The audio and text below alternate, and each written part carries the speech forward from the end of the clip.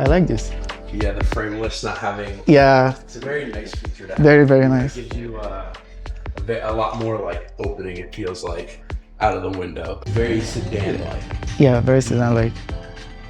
Look at this. It's like, what's the range of this? These ones, if it's a single motor variant, those will do 310. If it's a dual motor, either performance or non-performance, it'll be 280. Okay. So I just wanted to understand the features, especially the one thing I like Tesla for is their self-driving. Yeah. What do you think about this? It's good, but it's not gonna do. Tesla's really the only company that does like full autonomous. Yeah. So they're gonna be doing full stop and go traffic. They're gonna be making right-hand turns, left-hand turns. Things of those sorts. The heat works. The heat does work, yeah. Oh. Being that this isn't a showroom mode, there's a chance that it won't turn on, but if you hit the fan icon right in the middle, yep.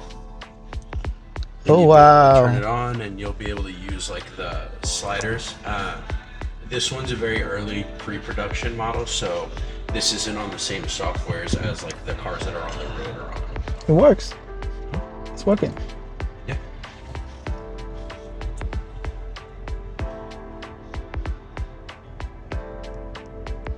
And to adjust them, you'll use like the slider. Oh, wow.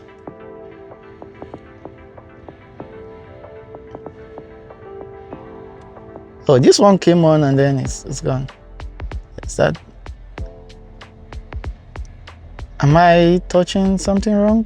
No, again, this one isn't on the same software as like the. Oh, yeah. This one's Yeah. pre-production. Oh, So okay. this one isn't like on the final software. Oh, okay, that makes sense. Yeah, one thing I like about this is the software.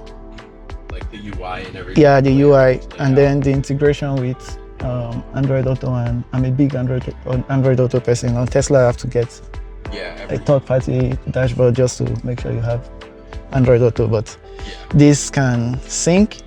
I think it has Google Map built in. Yep, Google Map is the base navigation system on the vehicle, and then you'll be able to connect through like CarPlay, essentially for if you wanted to do that, and then I believe Android Auto will be coming out in the future. Wow.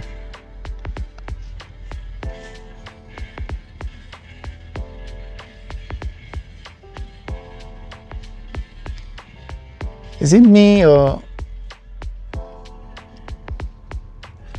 Yeah, again, this one, it's just because it's on like the earlier software. Okay. Oh, wow. So when you swipe, When you swipe it, it'll go around the car. yeah, this is one question I wanted to ask. So how do you use this? Does the car have to be in reverse, or what? How do you? Nope, that stays open. You have those 3 buttons on the right side that would do the adjustment. So that first one, yep, and then you'll either use that one to. Oh, it's working. Yeah, it's on. There's no. Yeah, that's actually the rare. Yeah, what's behind us? It's always on, and then if okay. you were to flip that down, It becomes a mirror. Yep, a traditional mirror, and then you'll just pull that little lever back. Oh, there's like an ambient light behind. Yep. Yeah, wow. So I thought this is like a wallpaper or something saying, "Hey, I'm not working yet." That's why. No, that's just. I didn't see that. I didn't see that. It fits it perfectly. So this is to adjust the mirror. Yep. So that one will do like your the brightness. Yeah. And then if you hit that, yep. And then if you just go down like each one essentially. So the first one is how you go down. Yep. Oh. And then that one to the middle. Yep. That one will be able to adjust like the heightness. Oh, or the height wow. of it. And then if you go back to that first one, and then down one more. Yep. Yeah. And then and that one does an auto tilt when the car gets put into reverse, so it'll tilt it down. And then the other one is like an autofocus, so whenever you're turning, the camera will turn as well to make sure you have the best visibility. But even with that setting off, it's still going to give you a lot more visibility than you would if it had a window. Yeah, yeah, that makes sense. But how clear is it, and how does it work with the weather, like snow and snowing conditions? I haven't experienced it personally in snowy conditions, but Okay. it does have like a little pocket in the back here that you can kind of see that it sits in, so it is covered from the Yeah, elements. yeah, that can work. Yeah, so can work. that does help, prevent that from happening. Yeah, because well, not all Teslas, but one problem with it is some of the cameras are not covered, like the front camera here. So when it snows, it covers the camera, and then the car starts complaining, beeping at you that, hey, I can't see what's in front of me, so I'm not going to drive this for you. You're on your own. Yeah. So the one time I need you to help me, now you're saying I can't get any help. yeah, now I can't get any help. Yeah, I get you. So oh yeah, I was going to ask that. I saw lots of applications in that one, and yeah, I can see them now. Yeah, this one will have applications as well. It's a little bit of a different layout than the 2 is, but this will be a little bit more in line to like the way the 3 is as well. Yeah, and it's kind of more responsive. Yeah, and that's just purely due, to the different hardware that the vehicle's on. Yeah, I think so. YouTube works, Spotify. Sorry. Oh, now it's working. I know it's not connected. Yeah, it's to not anything connected. right now. Yeah, I see that. And what's the price of this car? One in this specific configuration would be, closer to the 80s. So starting price for them in the dual motor configuration is $62,900. And then as you add, the plus pack and the performance pack, that'll drive up the price. With, a fully loaded PoleStar 4 would be in like the realm of like 84. 84. Wow. Yeah. So I like these features technically. So it works with the planets. Yep, and it'll change the ambience. Yep. Yeah. At the point I thought the seatbelt was also. No, the seatbelts change colors. That would be crazy. Yeah, that's what I thought. When you see the yellow and the yellow, I'm like, wait, what? Does this work? No. Yeah. Wow. The yellow seatbelts will be part of the performance pack, as well as like the wheels that are on the car and both Brembos that you get with this car. I see something here. So this is like There's IR. a camera there, yep. So it's tracking my eyes. Yeah, IR. Yeah, you'll have one there, and then there's also one on the side here. Is it working now? It'll most likely just turn on once you start driving, but that one is always tracking your eyes. And then this one stopped working because I saw it working now, and then it stopped. The guy. So is this the performance model? This one's a performance model. So does this mean when you get something smaller, you won't get this nice features? Because this is you will. Typically, performance models will have every single package on them, but you can most definitely get, a dual motor variant of the car without the performance package, and it'll still have all the features that this car has. nice. If you get one without Plus, there'll be some features that don't appear, in the sense of, like you won't get the upgraded sound system, you won't get ease of entry and exit, the power operated steering column, you won't get the interior illumination that this car has, so there's like little speckles that the light will shine through. At night, yeah, like, Yep. oh So yeah. that won't be in a non-plus pack car, so. Does this dim? I heard it has like a dim feature where you can. This one specifically doesn't have it, but there's an option for it to do the electrochromic roof. Oh, okay.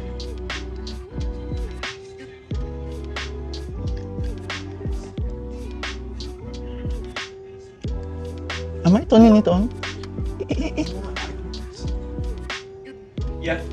Oh, Yeah, they are turning on. so how do I turn the? Oh, that's on by default, right? The heads-up display, yeah. No, the front light. The front lights are always on, yeah. As soon Yeah. as you open the doors on any of the cars in the showroom, those will always be on. Yeah, this is one thing I really want to know about the driving assist. It's very important to me. Yeah. And then if you hit the three dots is usually how you'll get into like that. Oh, okay. Okay. So, what's the limit? Of the speed? No, not just the speed. Like, for example, for Tesla, you just set your destination and you say go, and it works, and it goes to where you want it to go. Yeah. Again, this isn't going to be full autonomous like Tesla, so this will not do set your destination and just take the hands off the wheels or even just put your hand on the steering wheel and go. It'll maintain its lane. On the highway, you can lane change.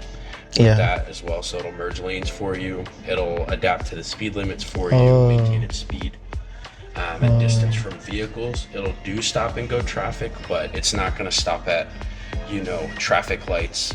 If it's the first car in the line of vehicles, it's not going to make right or left turns for you. But does it have the chime sound like Tesla?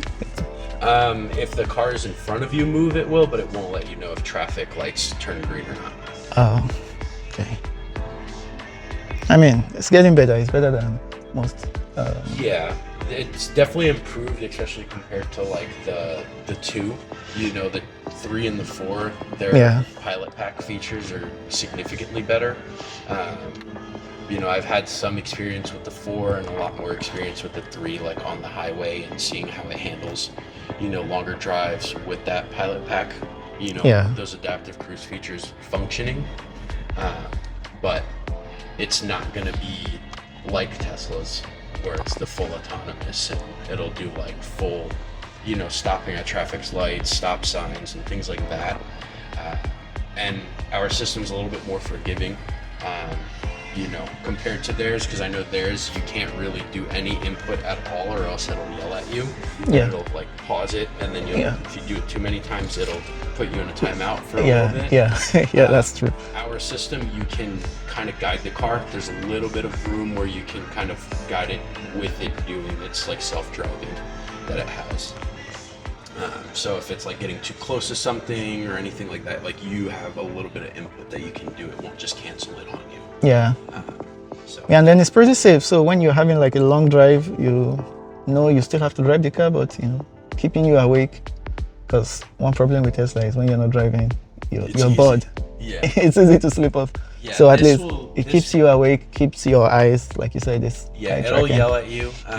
If you're not paying attention. If you start to swerve, it'll ask you if you want to take a break and pinpoint like nearest rest areas, charging stations, coffee places. That makes like sense. That, on Google Maps.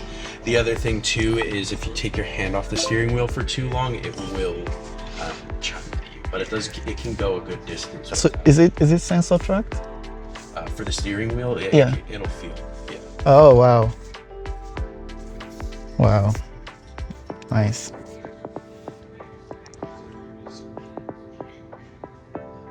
I want to ask about the software. Is it the same software you have on the PoleStar 2? No, it's a different, like all the hardware and everything is different. It's not the same CPU. It's not going to be the same software. So this means technically that would not get any upgrade, like any system upgrade. Like let's say, hey, full self-driving is a thing. If they offered it as like an upgrade for that generation of the 2, like if there was like a CPU upgrade, that was capable of, adding that to the vehicle with pilot pack, I wouldn't see why it wouldn't be possible, because I know they just did for the model year 25 PoleStar 3s, they're offering like a chip upgrade to the new NVIDIA Orion CPU that they're doing on those. So those already have some more features that the previous chip didn't. So that's kind of really the limitations between the vehicles is, what the chip that's on there.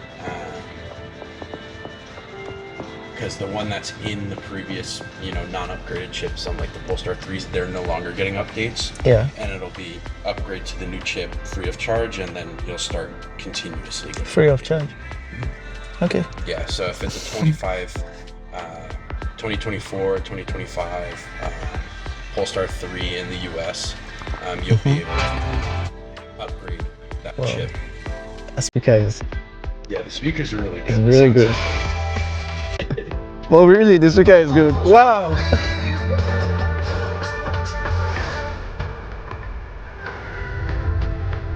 This is a woofer. Is this?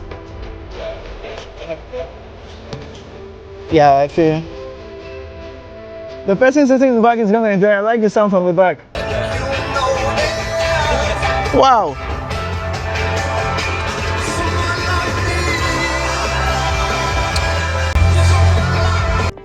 So how does it feel like driving this car? In what regard? Like I've driven the Toyota BZ4X, the Tesla. One thing I like about it is the instant torque. So yeah, once you hit it, they have the instant torque.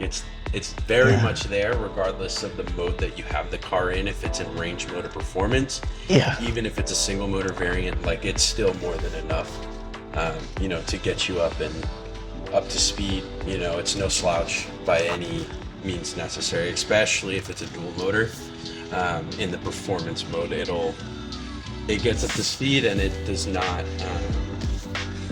A lot of EVs, when they get to like their speed limiter, which is typically governed at like 120, 110, 120, they kind of like fall off. But these do not. You know, they're very much, you know, torque all the way. At any speed, if you get on it, it's gonna feel like you're at a dead stop. So it's got a lot of torque. Yeah, and then the comfort, the steering, you know. Comfort-wise, they did really well. They used ZF for the suspension on the floor, so they're pretty big across, you know, a lot of automakers right now doing like all sorts of like suspension and transmission things. Okay. So the suspension is adaptive. You can switch it between like standard, nimble, and firm, and essentially like the three adjustments are going to be like standard's going to be your most comfortable. Nimble will stiffen it up just a little bit without sacrificing comfort, but overall making it a little bit more tight feeling, sportier feeling, and then firm will really stiffen up the chassis and make it feel very sports car like. And then pairing that with it being in performance and the steering set to firm, you're going to have like the most direct and tight steering feel, as well as suspension feel, and it's going to be as much torque as you want just by the press of your foot. You know, and for a vehicle that is this weight, you know, it's no slouch. It'll get up and go, and it doesn't feel heavy at all. It feels very, very nimble for a vehicle of this weight. Does this have the interior cam recording? No interior camera recording. It's just there's a camera here. Yeah, it's just gonna record outside. Maybe you guys can talk to them that hey. Yeah, to have one of these. Yeah, have one of these. I mean, that wouldn't help if you're a distracted driver and you get into accident, but yeah. Did I? Just going to decline this. I don't want to activate something and then someone drive this car and it's like, hey, who did this? So, yeah. And then the side cameras, you know, should be able to. Oh, you don't have cameras on the side mirrors? There are cameras. They're going to be on the side here. I mean, it's not displaying here. Should it not display here? No. I don't think it will. I think it'll just do the front. Oh. And then I see it has this feature that automatically records emergency. Yeah, if you get into like a collision or anything like that, it'll record. And then you can also have, you know, a certain amount of time that it'll record for. And you just have to put an SD card in the vehicle. That way it can store. Was this? Oh, wow. I didn't. Wow.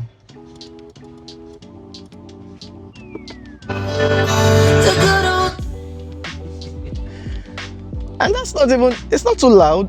Basically, like breadbasket food stores. Yeah, it's not at its loudest volume. What happens when I increase it to the loudest? Cuter, right? Except discover in a little place like this, I don't think so, Jennifer. Oh, yeah, huh? Discover's exactly where I like to shop. Come on, baby, get with the times. Right.